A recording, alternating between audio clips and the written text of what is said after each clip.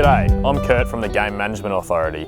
Today I'm here with Adam and Nick to look at Aboriginal Cultural Heritage awareness and its role with game hunting in Victoria.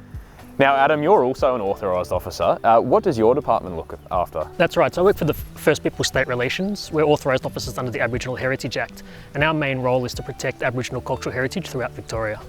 Now Nick, you've also got a similar role. What do you do? Yeah, well, I'm a member of the Victorian Aboriginal Heritage Council. Our role is to uphold the Act and put a traditional owner lens across the Act and make decisions on behalf of Victorian Aboriginal communities for the benefit and protection of our cultural heritage. So Nick, what's your connection to the land where we are today? I'm actually a traditional owner of the area. My family's been here forever. We still reside in the area since colonisation, and this site is a site that's, you'd have to call a long-term occupation site that my family used for a very long time, and it is one of the wetlands in Victoria. Now, what's something that hunters need to be aware of when sort of hunting and camping and getting about in these locations? Probably the most important thing to be aware of is they're not the first people to be on those landscapes. People have been coming to those landscapes for thousands of years. Those landscapes contain camping mounds, scar trees that we've used. We've also used these sites to produce tools. We've used these sites to bury our dead. We've used these sites to feed our families and tell our stories. So our connection to this country is long, and we wanted just to ensure that our history is protected, not just for us, but for all of Australia and all of the world's benefit, because it is part of human history. As Nick was saying, these places are important to all Victorians. It is an integral part of Victoria's identity, and because of that reason we do have laws in place to protect these cultural heritage sites. The Aboriginal Heritage Act and FPSR has authorised officers based throughout the state to help protect these sites. If you come across cultural heritage, you don't have to be an expert. We don't need to know as much as you do, Nick, to help protect them. All you need to do is go onto the FPSR website. There's a very simple form there. If you suspect you found cultural heritage or something significant, you can report that on the FPSR website. We have procedures in place then to send experts out to assess that cultural heritage. So Nick, what do hunters need to be aware of, and what's the sort of top ways that they can look after these sites?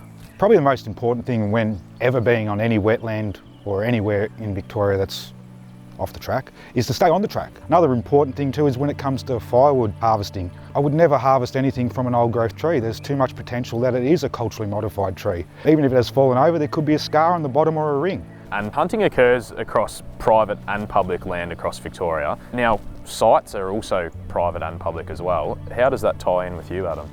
That's right, similar to the game management, Aboriginal cultural heritage exists all over Victoria on public and private land, and regardless of where it's situated, Aboriginal cultural heritage is still protected under the Aboriginal Heritage Act. So can you show us how to identify some of those things today and what hunters might be able to look out for and how to protect it going forwards? Yeah, I can. This site itself has been built by man itself. It's an unusually higher part of the landscape. It's been built up, but this site itself would have been a place where people would have hunted in flood season, been a place to camp on, and also potentially a place to bury their dead. Another indicator you could find here is, cooking stones that were used. So that would be clay balls, clay that's been cooked and burnt into a point where it's as hard as concrete.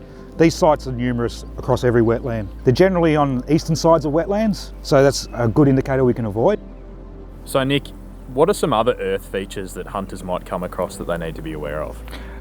Some really good examples would be shell middens. There's shell middens right across the Victorian floodplains in most wetlands. Basically anywhere there was mussels that were producing, you could potentially find a shell midden.